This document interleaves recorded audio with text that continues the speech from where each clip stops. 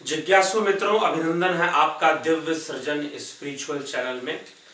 और हम श्रीमद् भगवद गीता की चर्चा को आगे बढ़ा रहे थे, जिसमें हमने पीछे सुना कि कर्म अकर्म विकर्म क्या होते हैं और कौन बुद्धिमान है, योगी है, जो कर्म अकर्म की गति को अच्छे से समझता है, कर्म में अकर्म को समझ लेता है और अकर्म में कर्म को वो देख लेता है, वो जान लेता है, वह बुद्धिमान व्यक्ति है। और इसी प्रकार से भगवान श्री कृष्ण यहाँ पर आगे ज्ञानियों और पंडितों की महिमा गाते हैं कि उनके अंदर क्या गुण होता है। वो कर्म में अकर्म देखते हैं और अकर्म में कर्म देखते हैं, अर्थात जो बहुत कुछ करना है उसमें अकर्म है, अर्थात कुछ ना करने के समान है, और जो बहुत कुछ किया और जो नहीं किया जा रहा उसमें भी कर्म हो रहा है। जैसे अर्जुन कह रहा है कि मैं युद्ध नहीं करूंगा, तो उसके युद्ध नहीं करने में भी कर्म हो रहा है। दुर्योधन समझ रहा है कि वो बहुत बड़ा योद्धा है और सारी दुनिया जीत लेगा, वो बहुत कुछ कर लेगा, तो उसका जो ये जो करना है, उसे जिसे वो कर्म समझ रहा है, वह योगियों के लिए अकर्म है। और अर्जुन जिसे अकर्म समझ रहा है, उसमें भी योगी कर्म को देखते हैं। अर्थात अर्जुन कह रहा है कि मैं युद्ध नहीं करूंगा, अकर्मण्यता की बातें कर रहा है, वो अकर्म की बात कर रहा है कि मैं नहीं करूंगा, तो भी कर्म होगा, क्योंकि कर्म मात्र शरीर से रोक देने से कर्म नहीं रुक जाएगा, कर्म तो फिर भी होगा। तो इस प्रकार से जो बुद्धिमान व्यक्ति है वो कर्म में अकर्म, अकर्म में कर्म को देख लेता है, वह योगी है, वो संपूर्ण कर्मों को करने वाला है। और फिर उसके आगे 19वें श्लोक में श्री कृष्ण कहते हैं, यस्व सर्वे समारंभा काम संकल्प वर्जिता ज्ञान अग्नि दग्ध कर्माणम तमाहु पंडितम बुधा। जिसके संपूर्ण शास्त्र सम्मत कर्म बिना कामना और संकल्प के होते हैं, तथा जिसके समस्त कर्म ज्ञान रूप अग्नि के द्वारा भस्म हो गए हैं, उस महापुरुष को ज्ञानी जन भी पंडित कहते हैं। अर्थात वो ज्ञानी जन भी उसे पंडित कहते हैं, मतलब कि ज्ञानियों में भी वो महाज्ञानी है, ज्ञानियों में भी वो श्रेष्ठ है, वो पंडित है, अर्थात वो ज्यादा ज्ञानी है। और कौन, किसके लिए कहा जा रहा है? यस्य सर्वे समारंभा, समारंभा मतलब प्रारंभ होना, यहाँ प्रारंभ होना। तो जिसके संपूर्ण शास्त्र सम्मत कर्म बिना कामना और संकल्प के होते हैं, अर्थात जिसने संकल्प नहीं लिया और काम संकल्प वर्जिता, अर्थात कामनाओं का त्याग और संकल्प। अब यहाँ पर देखिए, पीछे भी कहा गया कि संकल्प लेकर कर्म करने की बात आती है। तो अब जो ज्ञानी है उनके लिए कोई ऐसा संकल्प या ऐसी कोई इच्छा नहीं होती, वो ऐसा दृढ़ निश्चय नहीं करते हैं कि मुझे ये काम करके दिखाना है। यहाँ पर संकल्प की बात ये आ गई कि मुझे ये काम करके दिखाना है, मुझे सारी दुनिया जीत कर दिखानी है, मुझे यहाँ तक करके दिखाना है। यह जो भावना है, मैं संकल्प लेता हूँ। जैसे कि अर्जुन के लिए विशेष रूप से यह बात आ जाती है, क्योंकि महाभारत में ऐसे बहुत सारे संदर्भ पाए गए हैं कि व्यक्ति प्रतिज्ञा लेता है कि मैं ये कर दूंगा, मैं वो कर दूंगा, मैं ऐसा करके रहूंगा, तरह तरह की बातें। तो इस तरह के जो संकल्प है उसके लिए कहा जा रहा है यहाँ पर काम संकल्प वर्जिता, अर्थात संकल्प नहीं लेता, ना कोई कामना होती है उसके अंदर, फल की कामना भी नहीं होती है। तो यस्य सर्वे समारंभा काम संकल्प वर्जिता, वो ऐसे वो कर्मों का जो प्रारंभ है। देखिए अब यहाँ पर एक और बात समझिए कि जो ज्ञानी है, जो योगी है, जो यहाँ जिसको यहाँ पर पंडित कहा जा रहा है, ज्ञानियों में भी पंडित कहा जा रहा है, वो कर्म तो जरूर करता है, लेकिन उसके जो कर्म का प्रारंभ है वो काम और संकल्प का त्याग करके होता है। काम संकल्प के वशीभूत नहीं होता, अर्थात कामनाओं के वशीभूत नहीं और संकल्प के वशीभूत भी नहीं। इसलिए यस्य सर्वे समारंभा काम संकल्प वर्जिता ज्ञान अग्नि दग्ध कर्माणम तमाहु पंडितम बुधा। और वो ज्ञान अग्नि में कर्मों का दहन करता है, क्योंकि वो तत्व ज्ञान से जुड़ा हुआ व्यक्ति है, वो तत्वज्ञानी है। अब तत्वज्ञानी कहने का मतलब यहाँ पर बहुत गहरा होता है, वो भी इसमें आएगा, अभी इस चर्चा में स्पष्ट होने वाला है कि किस अवस्था में यह ज्ञान रूपी यज्ञ होता है। तो क्योंकि इसी चैप्टर में ज्ञान यज्ञ की भी चर्चा है, तो ज्ञान रूपी यज्ञ किस अवस्था में होता है, वो कौन सी अवस्था है जिसमें ज्ञान रूपी यज्ञ सिद्ध हो जाता है और ज्ञान यज्ञ में सारे कर्मों को भस्म कर दिया जाता है। तो भगवान यहाँ बताने के पहले ही इस विषय को छेड़ दे रहे हैं।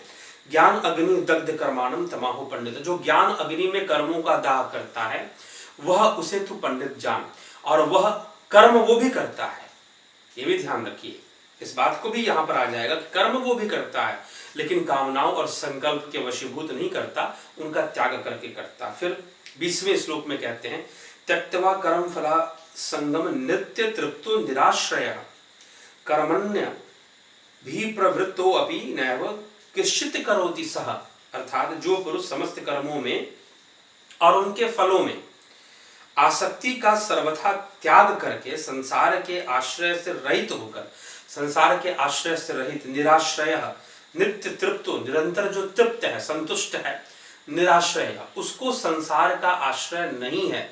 इसका तात्पर्य कि वो संसार का आश्रय ग्रहण नहीं करता, संसार का सहारा नहीं लेता, रहित हो गया है और नित्य परमात्मा में, उसी ईश्वर में तृप्त है।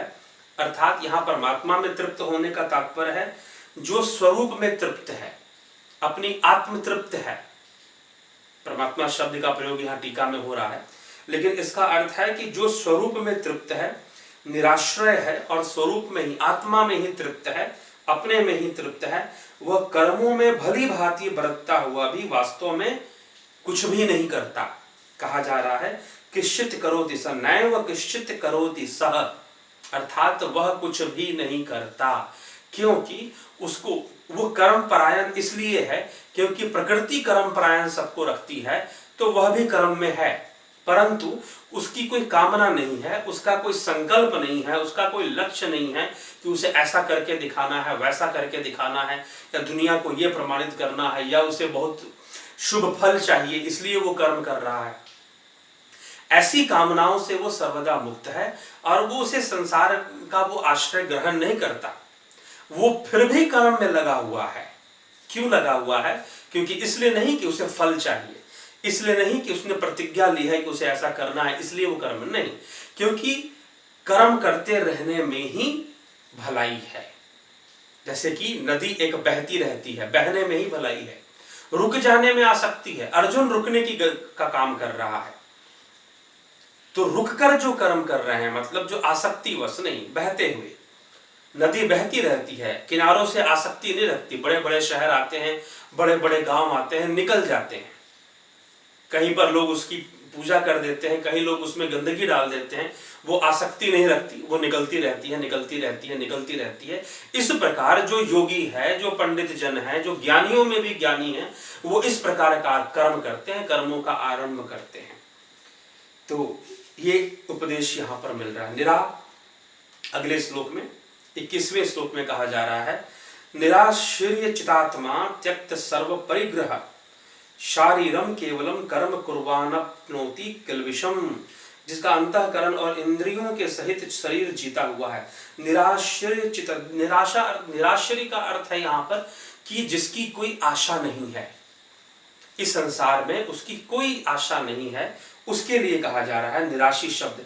यत चितात्मा, यत चितात्मा जिसका अंतःकरण जीता हुआ है। चित्त, चित्त का तात्पर्य अंतःकरण से। यत चितात्मा जिसने स्वयं का, यहाँ पर आत्मा शब्द स्वयं के लिए है। यत चितात्मा जिसने चित्त को, अपने चित्त को, अपने अंतःकरण को अपने वश में कर लिया है, उस पर नियंत्रण कर लिया है, तो इंद्रियां भी नियंत्रण में आ जाएंगी।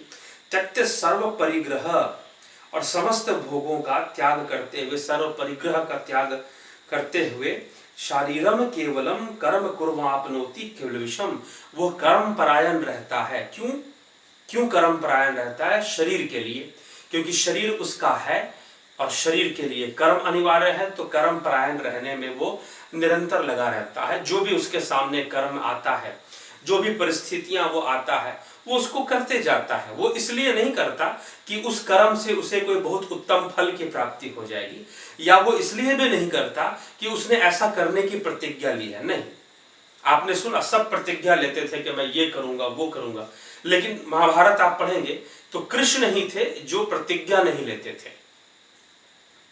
क्यों? क्योंकि विवेक से जो सामने आएगा वो हमें करना है, विवेक का प्रयोग करते हुए वो करना चाहिए। और इसी में ऐसा विवेक ना होने के कारण ही भरी सभा में द्रौपदी का चीरहरण हो रहा था और सब चुपचाप बैठे हुए थे, शायद अपने सतोगुनी वासनाओं को पूर्ण करने के लिए। तो त्रिगुणी माया के अंदर सतुगुण भी तो आया ना, तो इस कारण से ऐसा है। तो ऐसी आशा रहित पुरुष केवल शरीर संबंधी कर्म करता हुआ भी पापों को नहीं प्राप्त होता, क्योंकि उसे कर्म फल में उसकी कोई आसक्ति नहीं है। वो तो बस बह रहा है, क्योंकि यह प्रकृति बह रही है। प्रकृति कर्म परायण है, निरंतर कर्मों को करवाती रहती है, तो इसलिए कर्म होना है इस प्रकृति के अंदर। उस कर्म से वो अलग रहता है, उसके अंदर अकर्ता का भाव होता है, उसके अंदर किसी भी प्रकार के कर्ता का भाव नहीं होता, ये ध्यान रखें। अब 22वें श्लोक में भगवान कृष्ण कहते हैं, यदृच्छाला भसंतुष्टो द्वंद्वातीतो विमत्सरः समः सिद्धावसिद्धौ च कृतवापि न बिध्यते न निबद्धते। जो बिना इच्छा के अपने आप प्राप्त हुए पदार्थ में सदा संतुष्ट रहता है, जिसमें ईर्ष्या का सर्वथा अभाव हो गया है, जो हर्ष शोक आदि द्वंद्वों से सर्वथा अतीत हो गया है, ऐसा सिद्धि और असिद्धि में सम रहने वाला कर्मयोगी कर्म करता हुआ भी उनसे बनता नहीं है। अब कुछ लोग कर्म करते हैं, साधनाएं करते हैं, तप करते हैं सिद्धि के लिए, लेकिन जो तत्वज्ञानी व्यक्ति है वो सिद्धि और असिद्धि में भी सम। पहले तो भगवान ने कहा था, इस सुख दुखे समय कृत्वा लाभा लाभो जया जयो। उन्होंने पीछे के अध्यायों में हमने पढ़ा है कि सुख दुख और सब में तो सम रहा कर। यहाँ पर भगवान सिद्धि और असिद्धि में भी सम रहने की बात कर रहे हैं कि अगर सिद्धि प्राप्त भी हो गई और असिद्धि भी, क्योंकि सिद्धि असिद्धि भी कर्मों का ही खेल है, वह भी कर्मों के खेल के अंतर्गत ही आता है। तो सिद्धि और असिद्धि में भी सम हो गई, यानी कि सिद्धि आ गई तो वो सिद्धि का प्रदर्शन, क्योंकि मनुष्य अपने आप में बहुत कुछ सोचता है कि वो ये करके दिखा देगा, वो करके दिखा देगा, लेकिन सब कुछ काल के वशीभूत होता है। और काल जो है, आज जो राजा होता है, कल वो रंक भी बन जाता है। आज जो बहुत सम्मान लूट रहा होता है, वो अपमानित भी होना शुरू हो जाता है, उसका अपमान भी होना शुरू हो जाता है। तो मान मिला, अपमान मिला, यश मिला, अपयश मिला, सुख मिला, दुख मिला, उन सब में सम भाव रखते हुए वो आगे बढ़ता रहता है। नदी बहती रहती है और वो आगे बढ़ता रहता है। यह प्रकृति रूपी जो नदी है, सरिता है, ये बहती रहती है, रुकती नहीं है, उसमें वो भी बहता रहता है। वो भी क्योंकि भाई इसको तो रुकना है नहीं, इसलिए व्यर्थ में तरह तरह के आसक्तियों को क्यों पाला जाए। और वह दृष्टा रूप रखता है, क्योंकि वह दृष्टा से जुड़ जाता है। वह दृष्टा रूप ही उसका वास्तविक स्वरूप है, वो स्वरूप उपलब्धि कर लेता है, इसलिए उसे आसक्ति भी नहीं होती है। तो कुछ इस तरह की बात यहाँ पर सिद्ध हो जाती है। गत संगस्य मुक्तस्य ज्ञानावस्थित चेतसः यज्ञाचरतः कर्म समग्रम प्रविलीयते। भगवान कृष्ण कहते हैं, जिसकी आसक्ति सर्वथा नष्ट हो गई है, जो देहाभिमान और ममता से रहित हो गया है, जिसका चित्त निरंतर परमात्मा के ज्ञान में स्थित हो गया है, और ऐसा केवल यज्ञ संपादन के लिए कर्म करने वाले मनुष्य के संपूर्ण कर्म भली भांति विलीन हो जाते हैं। परिविलीयते, परिविलीयते अर्थात कि विलीन हो जाते हैं, उसके कर्म विलीन हो जाते हैं, क्योंकि वह पूर्णतः अनासक्ति को प्राप्त हो चुका है। देहाभिमान भी उसके अंदर नहीं है, ममता रहित भी नहीं है। वो ऐसा नहीं कि कोई कर्म कर रहा है, वो व्यक्ति परिवार में रहते हुए परिवार का पालन पोषण भी कर रहा है, तो इसलिए नहीं कर रहा है कि वह कोई किसी का पालन पोषण कर रहा है। यह तो प्रकृति में सब कुछ आ जा रहा है और सब कुछ हो रहा है, तो वो भी उसमें हो रहा है। वो कुछ विशेष प्राप्ति के लिए भी कर्म नहीं कर रहा। विशेष प्राप्ति अर्थात लोग समाज में मान सम्मान धन वैभव प्राप्त करने के लिए संघर्ष करते हैं, संकल्पबद्ध होते हैं, तो वो उसके लिए भी उसमें वो नहीं है। लेकिन ऐसा हो सकता है कि ज्ञानी व्यक्ति धनवान हो सकता है ना भी धनवान हो, उस हर परिस्थिति में वो समरूप रहता है, यही उसकी विशेषता है। हर परिस्थिति में वो समरूप रहता है, और यह रहकर वो ऐसा केवल यज्ञ संपादन के लिए कर्म करने वाले यज्ञाचरतः कर्म समग्रम, वो यज्ञ करता है, अर्थात उसका जो जीवन ही एक यज्ञ है अपने आप में। अगला विषय यज्ञ के ऊपर है, भगवान यज्ञ के ऊपर बोलना शुरू करते हैं। तो कौन सा यज्ञ, कैसा यज्ञ, उसकी चर्चा हम करेंगे।